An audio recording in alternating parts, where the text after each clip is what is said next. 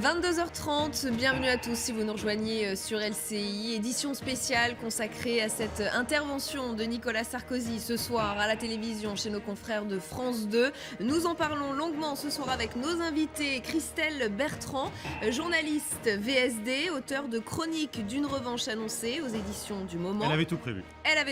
Elle nous le dira dans quelques minutes. Pierre-Yves Bournazel, secrétaire national de l'UMP, soutien de Nicolas Sarkozy. Christophe Joly, rédacteur en chef Métro News, Guylaine Pierrat, conseillère en communication politique et économique, et puis Michel Soudet, rédacteur en chef adjoint chez Politis, sans oublier Frédéric Delpech, l'éditorialiste chef du service politique de LCI. L'interview, c'était ce soir sur France 2. Nous allons entendre évidemment un extrait de ce moment. Nicolas Sarkozy, on en parlait tout à l'heure, qui parle de Alain Juppé et François Fillon et qui dit « Oui, je suis tout à fait disposé à accepter leur aide dans ma reconquête du pouvoir ». On écoute. Pas dit comme ça. Qu'est-ce qu'on penserait de moi? Je dis, mais moi je vous prépare mon projet pour 2017. Mais mes amis, la situation de ma famille politique, le spectacle qu'elle donne depuis 2 ans et demi, ça c'est pas digne de moi. Et pourquoi ça ne serait pas? Alain Juppé, je l'ai connu quand j'avais 20 ans. C'est un partenaire, c'est un ami, c'est un compagnon. C'est quelqu'un pour qui j'ai même de l'admiration. Et j'aurais besoin de lui. Quant à François Fillon, il a été Premier ministre pendant 5 ans. Nous avons travaillé 5 ans ensemble. C'est dur de diriger la France. On a travaillé sans aucun nuage. J'aurais besoin de lui aussi. J'ai demandé à nos militants un mandat de m'élire président de l'UMP et de me donner mandat dans 3 mois de créer les conditions d'un nouveau et vaste rassemblement, nouveau projet, nouveau mode de fonctionnement adapté au siècle d'aujourd'hui. Nos formations politiques sont caporalisées, centralisées, ne correspondent en rien à ce qu'attendent les gens qui veulent donner leur opinion. Bon allez, je l'ai promis tout à l'heure, Pierre-Yves Bournazel, la réponse à Michel Soudet.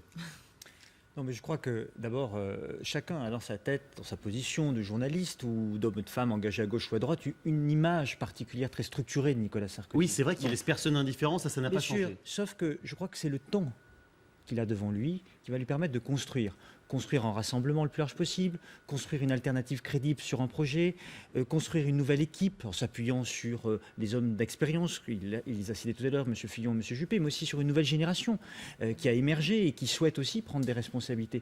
Je veux dire, il ne faut pas juger sur une émission ou sur une annonce de candidature ce que va être le mandat de Nicolas Sarkozy. Je crois qu'il a eu le courage de revenir dans l'arène politique parce qu'il a voulu être responsable pour relever cette opposition. Qui d'autre, je pose la question, qui d'autre a le courage de relever sa famille politique? Ils sont nombreux à vouloir prendre le bâton de maréchal à droite, quand même, ça. Qui est candidat à la présidence de l'UMP? Bruno Le Maire, Hervé Mariton. Oui, et puis, mais très bien, ce sont des bonnes candidatures. Oui. Mais il faut incarner le leadership de l'opposition. Il faut avoir une grande autorité. Il faut avoir une grande expérience. C'est pas le cas d'Hervé Mariton et Bruno Le Maire. Je pense que leur candidature est légitime et les militants trancheront. Mais je dis simplement, c'est mon analyse. Il faut pas le poids face à Nicolas Mais non, Sarkozy. c'est pas le sujet de faire le poids. Je n'aime pas ces jugements de valeur. J'étais moi-même candidat à une primaire, on a dit que je faisais pas le poids. Je n'aime pas ce genre. C'est vraiment ce qu'on entend dans ce que vous dites. Ce que je crois, c'est que le délitement du pays est tel aujourd'hui que si l'opposition n'est pas incarnée par un chef qui a une vraie expérience, une vraie solidité, un cap et une vision, oui, mais cette image de chef qui lui colle à la peau, elle est aussi très forte. Il a du mal à la changer, cette image. Il faut qu'il la change pour plaire aux Français. Il l'a expliqué au début de l'émission. Il a tiré des leçons de ses propres échecs et il a assumé la responsabilité de son échec de 2012 et il a compris ce que les Français lui reprochaient. Et cette maturité est encourageante parce que cela veut dire que ce n'est pas Nicolas Sarkozy d'avant qu'on va voir, c'est un Nicolas Sarkozy qui comprend qu'il doit être à la hauteur de la situation pour redresser l'opposition nationale, pour redresser le pays derrière. Parce que c'est ça l'enjeu, c'est comment on s'en sort. Alors, bon, Nicolas Sarkozy, il a perdu parce que sa personnalité est passée par-dessus ses compétences. Et le meilleur ennemi de Nicolas Sarkozy, c'est Nicolas Sarkozy, c'est pas les autres. Ça, c'est la première chose. Ça veut dire qu'il n'a pas changé. J'ai pas dit ça. Ensuite, aujourd'hui, on voit un homme qui a patiné, qui a mûri, qui a beaucoup appris. Il y a des fois, on se demande si la classe politique voyage. Il a incontestablement voyagé, il a incontestablement rencontré des gens et il a attrapé une épaisseur d'être. Nous l'avons compris. D'ailleurs, tout le monde a entendu ce soir qu'il a dit, somme toute, qu'aujourd'hui, dans cette économie mondiale et globalisée, aujourd'hui, tout est économie et qui veut miser sur l'économie. Il veut rassembler pour miser sur l'économie et entraîner, et il a les capacités de trouver des investisseurs, il a des capacités pour drainer, et là j'en suis absolument certaine. Le côté super VRP. Oui, et ça sera un super VRP et il est capable de trouver des investisseurs et de les ramener pour un projet pour la France. Très bien. L'autre chose qui est à son avantage également, il y a un proverbe, je m'excuse de la simplicité biblique, qui va à la chasse perd sa place.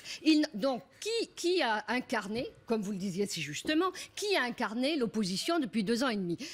Bon, je dois prendre une autre paire de lunettes parce que j'ai pas bien vu. Donc, du coup, il faut impérativement que de se rendre à ce constat, c'est que l'opposition n'a pas été, comme vous le disiez si justement, incarnée. Donc, il peut prendre ce rôle.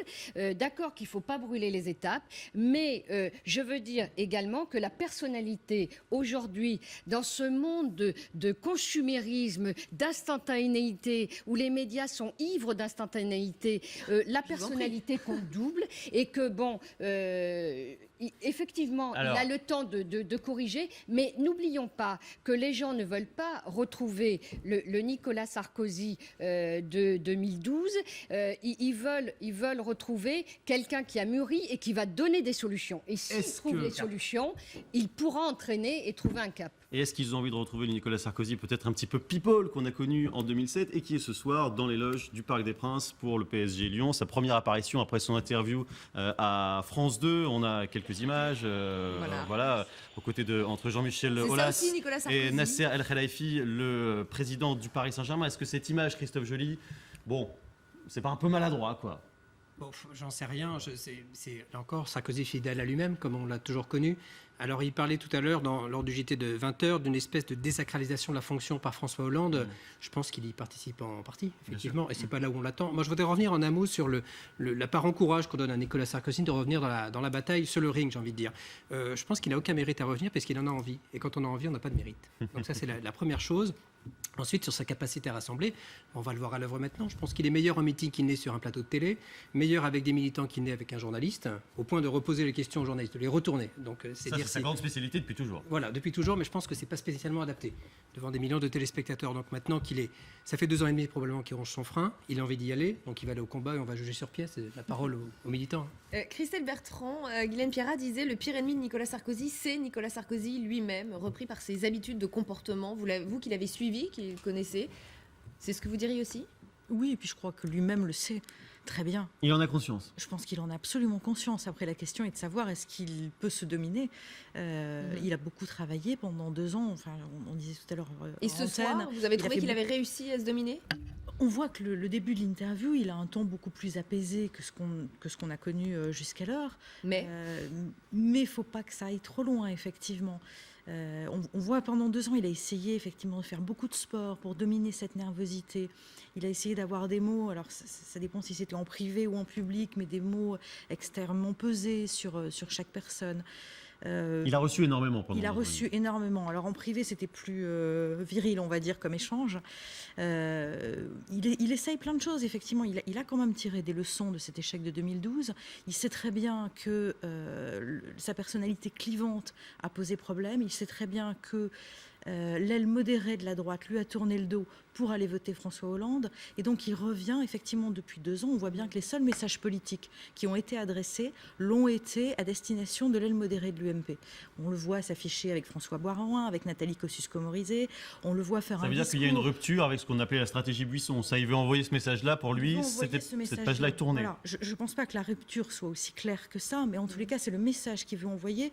Et une des personnes qui est chargée d'écrire la trame, on va dire, de programme, on n'en est pas un programme, me disait il faut absolument qu'il revienne sur 2 jambes, à la fois l'aile centriste et modérée de l'UMP et l'aile droitière. Et il faut qu'on trouve une espèce de formule magique, comme a été travailler plus pour gagner plus, qui va fédérer ces deux pendants de la droite. Ce sera quoi, Pierre-Yves Bournazel, la prochaine formule magique? Ça, je ne sais pas. Je crois qu'en tout cas, il y a une chose importante, c'est qu'il a compris que la société avait beaucoup évolué et que le clivage gauche-droite est complètement dépassé sur les questions qui aujourd'hui intéressent les Français. Mais est-ce qu'il a eu l'impression de commettre une erreur dans la dernière ligne droite de 2012 à avoir à creuser ce sillon buissonien? Je crois qu'il a compris, nous avons tous compris que c'est pas être plus à droite ou plus à gauche qui compte, c'est d'être plus proche des préoccupations des Français, d'avoir un projet qui les tire vers le haut, qui les sorte de l'ornière et de la difficulté. Oui, vous croyez que On ne peut pas les logiques je vous pose deux partisanes. questions. Vous croyez que M. Hollande incarne la gauche dans ce pays? Vous croyez qu'un électeur de gauche pense que M. Hollande mène une politique de gauche? Et vous croyez que Mme Le Pen, elle incarne une conviction qui est de droite? Non. Mme Le Pen, elle est dopée à la dépense publique. À chaque fois qu'elle ouvre la bouche, elle est plus socialiste qu'elle tumeur. Et donc tout ça est complètement dépassé. Tout le monde dit qu'il est ceci. La réalité, c'est que Nicolas Sarkozy... Frédéric Delpech, il doit Il y a être quand quelque chose pour même le pays. c'est un écueil là pour Nicolas Sarkozy quand même, parce que tous ces militants, pour l'instant la majorité des Français ne plébiscitent pas son retour. Les militants par contre sont alors ultra majoritaires à vouloir son retour. Mais est-ce que ces militants UMP veulent voir arriver un Sarkozy light en quelque sorte, Non, un Nicolas les militants Sarkozy UMP. qui a mis de Est-ce l'eau qu'ils dans son risquent pas vin, d'être qui soit déçus, édulcoré? les militants Finalement, est-ce UMP, que la marque de fabrique Sarkozy, si elle n'est pas au rendez-vous, est-ce que ça risque pas de créer Les une déception militants à droite? UMP, Parce que ça aussi, ils ça, c'est veulent une que question qui leur se pose. pays se relève et se redresse. C'est ça Oui, qui non, les mais intéresse. sur- Mais c'est ça la clé c'est ça l'enjeu d'aujourd'hui, des 2 ans et demi qui viennent. Enfin, il y a aussi un discours à leur tenir. Ils aiment bien Nicolas Sarkozy parce qu'il clive et parce qu'il dit oui, moi je suis Mais- de droite et j'assume en gros. Mais non, ce qu'ils veulent, c'est une ligne politique. Il est en train de la décider. Il va porter un certain nombre d'idées pour redresser cette opposition et demain participer au redressement du pays. C'est ça qui intéresse les militants, comme tous les Français en général, de gauche ou de droite, c'est de sortir ce pays de la difficulté. Michel Soudet. Quand vous dites il veut déplacer le clivage droite-gauche, et d'ailleurs il a bien compris, aujourd'hui plus aucun électeur de gauche pense que Hollande incarne la gauche. Mais c'est pas parce que ce que vous décrivez est une réalité très profonde dans l'électorat de gauche que le clivage droite-gauche n'existe plus. La gauche, elle peut exister indépendamment de François Hollande. Et Nicolas Sarkozy, il a déjà fait le coup du clivage droite-gauche qui était, rappelez-vous, l'ouverture. Mais c'est un peu ce qu'il veut c'était pratiquer déjà ça. d'ailleurs, l'ouverture. Non, c'est pas l'ouverture. Mais c'était déjà ça. C'est il sur avait des fait. idées Et neuves. et on a C'est-à-dire vu- d'avoir des idées dans le projet Alors, qu'on va construire pour relever le pays. Des idées neuves Oui. et des personnalités neuves aussi. Oui. On va en découvrir certaines, effectivement, parce que l'une des qualités de Nicolas Sarkozy en 2007, c'était d'avoir réussi à rajeunir un peu, disons, les cadres qui l'entouraient, à faire émerger des nouveaux talents et des jeunes profils. Et bien, il refait le coup cette fois-ci. Voici les personnalités qui l'encadrent. Amandine Atalayan nous les présente. Daniel Fasquelle, élu du Pas-de-Calais, voit Nicolas Sarkozy depuis plusieurs mois. L'ancien président tente de détecter des talents. En 2007, il avait à l'époque composé un gouvernement avec beaucoup de nouveaux visages. C'est la marque de fabrique de Nicolas Sarkozy. Ce député pourrait être chargé d'organiser les déplacements de Nicolas Sarkozy. Cette jeune élue de Haute-Savoie fera aussi partie de l'équipe. Encore timide et mal assurée, elle se charge pour l'instant de retransmettre la bonne parole du candidat. En 2 ans et demi, Nicolas Sarkozy a changé. Il a beaucoup appris. Comme tous les Français, je crois qu'il est inquiet de voir ce qui se passe. La parole est à monsieur Gérald. Et voici l'un des chouchous de l'ancien président, Gérald Darmanin, 31 ans, député maire de Tourcoing, probable futur porte-parole de Nicolas Sarkozy, avec cet autre député, Laurence Harribagé, élu de Haute-Garonne. Mais le cercle de l'ombre restera quasi identique. Son conseiller favori, l'ancien sondeur Pierre Giacometti, Michel Gaudin, son directeur de cabinet, Frédéric Pechnard, ex-numéro 1 de la police, sera son directeur de campagne, et Franck Louvrier, ancien conseiller en communication de Nicolas Sarkozy, désormais dans le privé, ne sera jamais loin pour lui donner un conseil. À leur côté, des politiques aguerris rejoignent bien sûr la troupe, comme Laurent Wauquiez, qui fut un temps plus critique. Avec Nathalie Kosciusko-Morizet, ancien soutien, et François Baroin, récemment rallié, ils constitueront le trio de tête autour du candidat, en route pour une aventure semée d'embûches et de rivaux. Christelle Bertrand, vous connaissez ce nouvel entourage, ces nouveaux visages qui entourent Nicolas Sarkozy? Oui. Gérald Darmanin, Nicolas Sarkozy le fait appeler en juin 2012. Sa première rencontre, c'est juin 2012. Et il est déjà à la recherche, c'est là où on dit effectivement cette candidature, pas à la présidence de l'UMP évidemment, mais ce retour en politique est prévu depuis bien longtemps. En juin 2012, il fait déjà appeler de nouvelles têtes, de nouveaux visages. Mais il y a eu un casting, sur quels critères les a-t-il choisis? Ça veut dire quoi? C'était The Voice. Non mais c'est ça. Un véritable casting, c'est ça. C'est-à-dire quand Ça a défilé comme ça. quand il apercevait à la télé quelqu'un qui prononçait une phrase bien sentie, il le faisait appeler. La personne a été reçue dans les 3 jours. Convoqué. Gérald Darmanin me dit j'étais reçue comme Ban Ki-moon, c'était extraordinaire.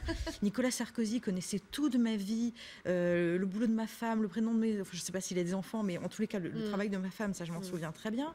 Quelle intervention j'ai fait à la télé. Enfin, il dit c'était extraordinaire, j'ai eu le sentiment d'être le centre du monde pendant 1 heure. Il commençait à constituer son équipe à venir. Déjà, parce qu'il sentait déjà qu'à l'UMP, les réticences commençaient à grandir et il l'a senti après les législatives de 2012. Et donc, il allait avoir des problèmes pour s'appuyer sur les cadres de l'UMP. Et aussi, il sentait bien qu'il fallait qu'il revienne avec une équipe neuve pour être un homme neuf. Ça passe par là aussi. Donc, à ces gens-là qu'il a reçus, il disait « il faudra qu'on fasse de toi un député ». Donc, c'est-à-dire, il joue le DRH. Pendant 2 ans, il joue le DRH. Ces castings, entre Écoutez, guillemets. moi, ce que je sais, c'est que Nicolas Sarkozy, c'est vrai qu'il s'intéresse aux autres. Parce que lorsque j'ai rencontré Nicolas Sarkozy, d'abord, il écoute. Ça m'a frappé, parce que moi, je n'étais pas un sarkozyste spécialement. J'avais soutenu Nicolas Sarkozy, mais Nicolas Sarkozy ne m'a jamais rien donné. Moi, je suis un modeste élu au Conseil de Paris, au Conseil régional d'Île-de-France, et secrétaire national du MP, qui fait son travail comme il peut. Et il a souhaité discuter, échanger. Et c'est vrai qu'on arrive avec ses idées. Dans le bureau de Nicolas Sarkozy, on repart souvent avec les siennes, parce qu'il a une force ensuite de persuasion et de conviction, parce qu'il a un vrai intérêt pour l'autre, mais il a aussi une vraie volonté d'échanger et de tester ses idées, ses arguments, ce qui fait que c'est un chef. Un chef, c'est ça, c'est un homme qui discute avec les uns et les autres, et qui à un moment se fait son propre jugement, et essaye de rassembler et de tirer les uns et les autres par le haut. Il n'a pas besoin de conseils là-dessus, Guylaine Pira. Alors, sérieusement, aujourd'hui, vous savez, la puissance a quitté l'Europe pour partir en Asie. Aujourd'hui, la question du leadership pour l'opposition doit être rapidement tranchée pour être dans les idées et dans l'opérationnel. Et aujourd'hui, face à la rapidité des rythmes, au consumérisme, à la difficulté, comme l'a dit Nicolas Sarkozy, à mettre en perspective, au changement dans la com, vous en parliez, dans la com et dans l'information, qui pulvérise tous les domaines. Aujourd'hui, on est une société bloquée. Et les gens sont en attente, effectivement, de renouveau, de personnalité, mais ils sont surtout en attente de courage, parce que l'intelligence sans le courage ne sert à rien. Et il est impératif qu'on ait des gens qui ont la niaque au ventre et qui vont défendre. Je crois dans ce pays, je crois dans sa différence. La France est un pays formidable. Il va vous appeler là, c'est pas possible. Non, mais, on est quand même dans une impasse politique. On est quand même dans une société bloquée. C'est une question à laquelle il a énormément réfléchi aussi depuis 2 ans, la question de l'autorité et du leadership. Bien sûr. Et effectivement, à la fois sur la scène internationale, à la fois pour faire passer des idées dans un pays qu'il considère comme bloqué, des idées. Et aujourd'hui à l'UMP, quand et de nouvelles solutions. Voilà. Et donc il dit effectivement, il faut quelqu'un qui tire le pays sur la scène internationale, qui tire le parti, qui tire les militants, qui tire les Français. Et cette énergie, en tous les cas, effectivement, ce soir, on l'a tous bien ressenti. Frédéric Delpech. Oui, alors effectivement, l'énergie. Alors en tout cas, elle était là. On voit que Nicolas Sarkozy n'a pas. Alors on dit on n'a pas changé, mais en tout cas, il garde intacte cette énergie, cette capacité à occuper l'espace, cette capacité d'entraînement. Pour ce qui concerne le renouvellement dont on parle et dont il a beaucoup parlé dans Facebook, pour l'instant, ce qu'il nous donne, alors il n'a pas encore abattu toutes ses cartes, mais c'est un peu maigre. Hein. Il n'y a pas grand-chose en termes de renouvellement. Alors certes, on renouvelle quelques têtes. Sur les visages, vous voulez dire ? Non, en global, il veut tout changer, l'UMP. Alors il dit les partis sont morts tels qu'ils sont. Enfin, il a quand même été lui-même à la tête d'un parti comme le RPR. Il a été à la tête ensuite de l'UMP. Et il a donc il est parfaitement inscrit dans cette tradition plutôt gaulienne de diriger un parti de droite classique. Alors, qu'est-ce qui va changer exactement ? Comment est-ce qu'il veut créer un nouveau parti ? Est-ce que c'est pas un refrain qu'il est en train de chanter sur une nouvelle UMP qui serait toute neuve et qui en au passage, permettra de faire oublier l'affaire Big Malion, parce que Big Malion UMP, c'est imbriqué, donc si on change le nom de l'UMP, si on oublie UMP, on passe à autre chose. Donc c'est assez habile. On a l'impression qu'on retrouve un Nicolas Sarkozy prestigitateur qui a une capacité à faire oublier le passé, mais... c'est Merlin l'Enchanteur dit Marine Le Pen. Michel Soudet, vous riez. Oui, pas tout à fait, mais enfin, en tout cas, on attend d'en avoir un peu plus. Alors, il va abattre ses cartes progressivement, il fait du storytelling, donc il sait très bien qu'il faut occuper l'espace, il va devoir l'occuper pendant plusieurs mois et plusieurs semaines, donc il va abattre ses cartes une à une. Pour l'instant, c'est juste l'apéritif, si on peut parler comme ça, mais bon, l'apéritif est déjà corsé. Michel Soudet. On a vu ce soir sur France 2 le prestidigitateur à un moment est évoqué le trou dans le budget de l'UMP de 74 millions. Et Nicolas Sarkozy dit mais si je suis élu, pas de problème, tout ça, ça va s'arranger. Les dons vont affluer en quelque sorte, puisqu'il y aura un enthousiasme qui fera que ça sera bouclé. Donc je pense qu'effectivement, j'imaginais au départ qu'on avait un sauveur qui se présentait. Mais c'est vrai, Guylaine a raison, on a finalement un vulgaire commercial. Commercial pour l'UMP, commercial pour la France. Commercial mais bon VRP, Pierre-Yves Bornazel. Et Geoffroy Didier qui nous rejoint en direct. Il a une vraie sincérité pour essayer d'ouvrir un mouvement politique sur la réalité de la société. C'est-à-dire quand on veut construire un projet de redressement économique, il faut s'intéresser à ceux qui connaissent l'emploi, l'économie.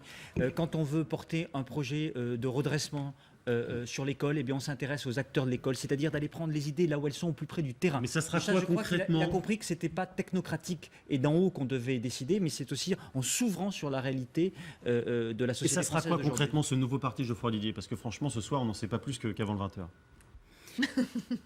Alors là, je débarque, j'entends des horreurs sur Nicolas Sarkozy, des choses plus agréables. Alors vous avez l'habitude, ça va. Oui, je suis habitué. Mais ce qui m'a frappé, c'est cette démarche d'humilité. Et on n'y est pas vraiment habitué à l'humilité en politique. Je croyais que vous allez dire chez Nicolas Sarkozy. Non, je ne me permettrai pas. Humilité d'abord par rapport au passé, parce qu'il a reconnu effectivement que tout n'avait pas été fait et tout n'avait pas été parfait. Il a pratiquement rien reconnu, Geoffroy Didier. Si. On va faire le ensemble.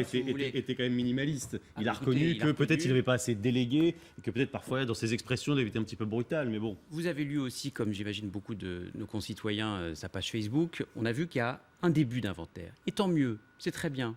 Disons les choses sans tabou. Au début du début. Disons les choses sans tabou. J'aimerais bien que François Hollande commence à faire le sien aussi.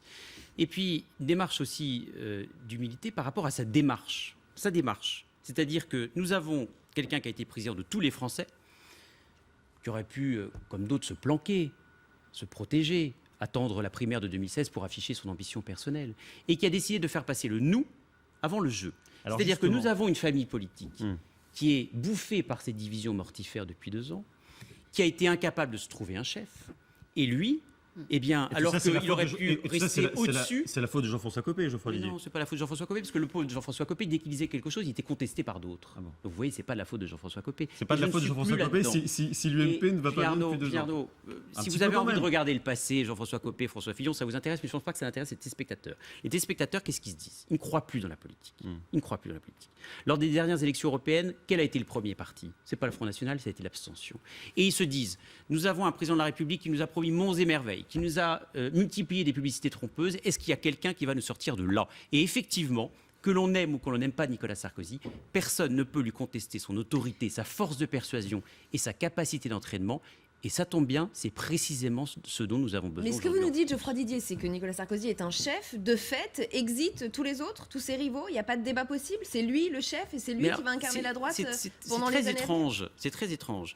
Nous avons une compétition démocratique qui va s'organiser le 29 novembre prochain avec un congrès de l'UMP où les près de 300 000... Mais là, on assiste à un retour médiatique fracassant qui écrase les autres. Mais oui, justement, bien démocratique. Où près de 300 000 militants, un jour de cotisation dont nous sommes avec Pierre-Yves Bournazel, allons avoir la possibilité de choisir librement, souverainement et sereinement notre prochain leader.